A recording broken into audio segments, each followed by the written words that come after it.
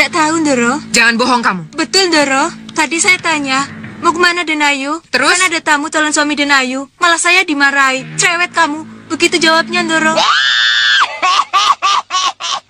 Di episode sebelumnya, kedua orang tua Mardian dan Kiai panggilannya sedang sibuk ngurusin Mardian yang masih terbaring di atas tempat tidur.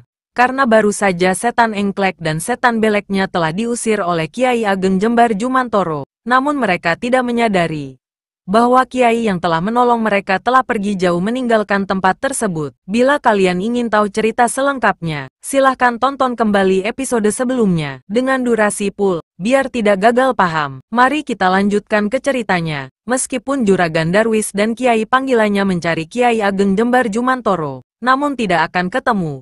Beliau sudah kembali ke Padepokan Cemoro Kuning, yang letaknya di seberang hutan larangan tersebut. Juragan Darwis dan Kiai panggilannya pun merasa aneh, sebab mereka sama sekali belum pernah mengenalnya. Di malam harinya, Mardian yang sedang pulas tidur pun tiba-tiba terbangun, sebab mereka merasakan ada kejanggalan yang terjadi pada dirinya. Lalu kemudian ia pun mendekati kaca cermin yang terpampang di temboknya itu. Mereka pun sangat kaget ketika merasakan ada sesuatu kekuatan gaib yang mendorong untuk berubah menjadi manusia harimau.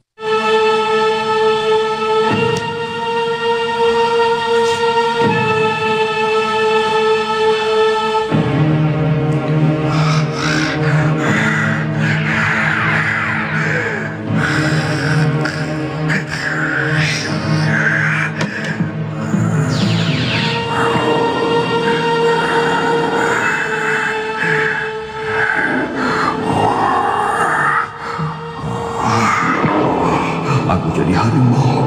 Apa kata orang-orang nanti melihat aku begini? Mereka pasti akan membunuhku.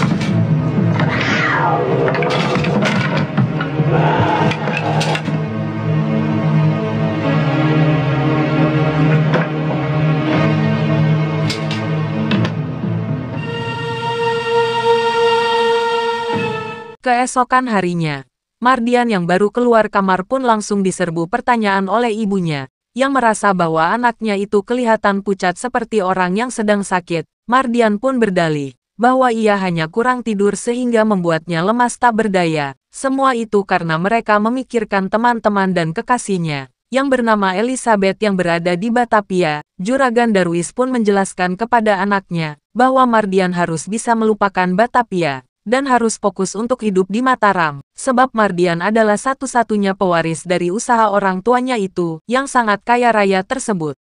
Nanti juga kamu akan bisa melupakannya.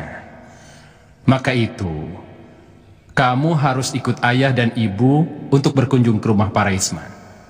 Melihat Farida? Iya, ini yang terakhir. Dulu juga ibu sudah bilang begitu. Ini yang terakhir. Nyatanya, memilih lagi. Sekarang tidak.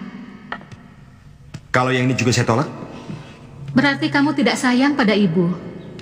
Ibu jangan berkata begitu. Mardian sayang pada ibu, juga pada bapak.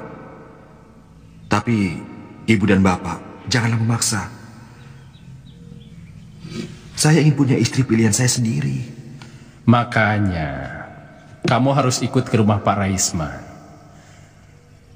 Soal kamu tidak suka kepada Farida, itu terserah kamu. Sekarang ayah dan ibu tidak akan memaksamu.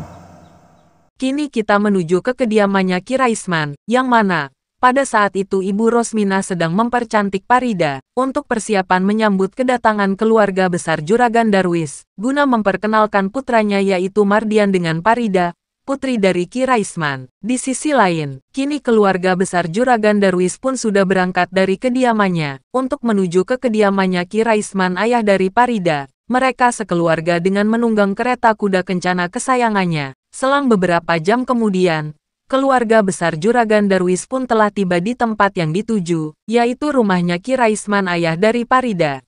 Ibu Rosmina pun yang sedang mendandani Farida merasa bahagia setelah mendapatkan laporan dari pembantunya bahwa Juragan Darwis sudah datang.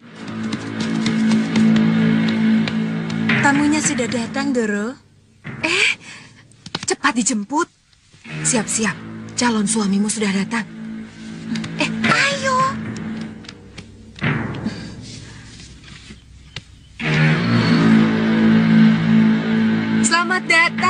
Selamat datang.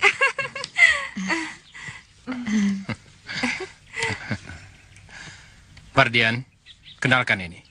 Pak Raisman, calon mertuamu. Iya, Pak. Mari, Pak Darius, Bu Darius, Mari, silakan mari, masuk. silakan. Iya, terima kasih.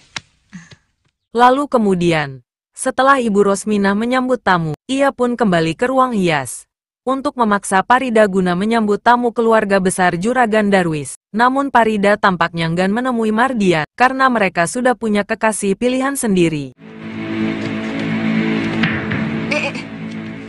Biar Farida yang bawa. Injen, Doro. Kamu jangan cemberut. Yang ramah. Jangan bikin malu ayahmu. Ayo sana. Ayo ke sana. Ini Farida. Kini calon besan Juragan Darwis pun memperkenalkan Parida yang sedang membawa 5 cangkir kopi kepada keluarga Juragan Darwis. Meskipun Parida dengan wajah yang kusam campur cemberut, namun dengan terpaksa menuruti Bude Rosminah. Bude Rosminah pun memaksa Parida untuk berjabat tangan dengan Mardian. Namun rupanya, Mardian pun setelah melihat kecantikan Parida Putri Ki Raisman pun pada akhirnya klepek-klepek jatuh cinta. Akan tetapi, pada saat itu Parida langsung pergi kembali. Lalu Bude Rosminah meminta maaf kepada Mardian, dengan alasan karena gadis desa kurang gaul sehingga malu-malu di saat bertemu dengan tamu. Ibu Mardian pun rupanya telah tahu dan memaklumi. Menambahkan tutur kata kepada Bude Rosminah. Memang betul gadis desa suka malu-malu bila bertemu orang banyak. Tuturnya. Namun Mardian menyampaikan pesan kepada Bude Rosminah bahwasanya ingin berbicara 4 mata dengan Parida. Bude Rosminah pun menuju kamar Parida. Namun apalah daya, Parida sudah tidak ada di dalam kamarnya. Kurang ajar. Benar-benar keterlaluan. Pariam? Doro mencari Denayu Farida. Iya. Kemana dia? Keluar, Doro. Kemana katanya? Tidak tahu, Doro. Jangan bohong. Ada apa, Mbak Yu? Farida lari, aduh.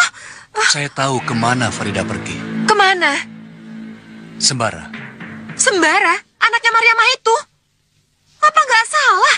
Farida mencintai Sembara. Kurang ajar. Laki-laki itu rupanya yang mengajari Farida membantah dan menentang aku. Setelah mengetahui bahwa Parida sudah kabur dari dalam kamarnya, Bude Rosminah pun kembali memberitahu kepada Mardian, dengan alasan bahwa Parida sedang pergi ke rumah teman. Maaf, Den. Farida pergi ke rumah temannya. Sebentar, Den, ya. Saya panggilkan. Tidak usah, Bi. Sudah cukup. Yang penting saya sudah melihatnya. Dan saya setuju. Jadi, Den Mardian bersedia? Iya, saya bersedia menjadi suami Farida. Syukur. Kapan ada waktu, ajak Farida ke rumah saya. Saya ingin bicara dengan Farida. Baik, Den. Baik. Sampai di sini dulu alur cerita film untuk episode kali ini. Mari kita nantikan di episode yang akan datang. Terima kasih.